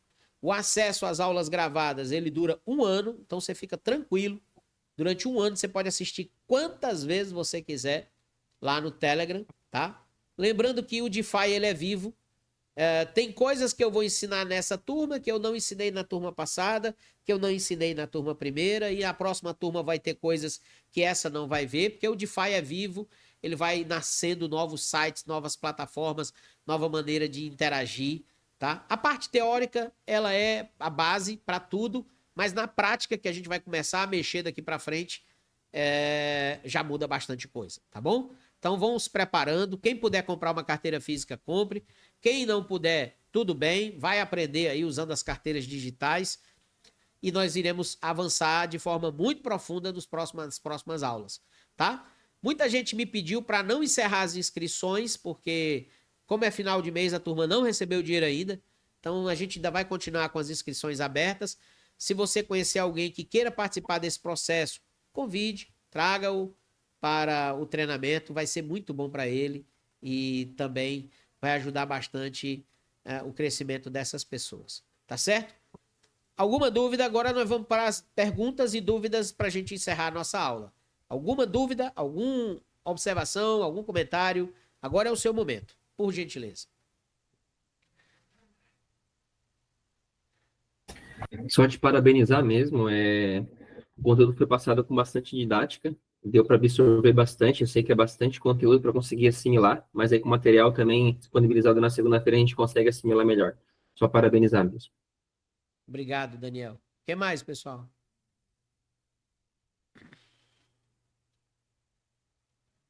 A turma de mais idade aí conseguiu pegar bem direitinho os conceitos, as ideias? Professor, embora seja bastante conteúdo, deu para entender um pouco, sim. Eu acho que com a medida que o curso vai prosseguindo, a gente vai formando mais conteúdo, mais entendimento. Valeu? Ok, Souza. Obrigado, querido. Jorge Arruda, obrigado também, querido. Tudo bem, tranquilo. Beleza. Então, gravação fica disponível em 36 horas, até 36 horas. A gente vai liberar a gravação lá no grupo do Telegram. Quem não assistiu ao vivo, vai assistir depois a gravação, tá bom? Deus abençoe Parabéns, vocês. professor. Todas as comunicações do grupo do WhatsApp. Muito obrigado. Fiquem com Deus. O grupo vai ficar aberto para vocês ir trocando informações, tá? Se tiver alguma pergunta, pode colocar lá no grupo que a minha equipe responde ou Na hora que eu tiver um tempinho, eu dou uma olhada lá e respondo para vocês. Deus abençoe, até a próxima aula. Vamos que vamos. E show de bola para todos nós. Tchau, pessoal. Valeu, professor. Valeu, tchau, tchau. Deus te abençoe. Tchau, tchau. Obrigado. Deus abençoe.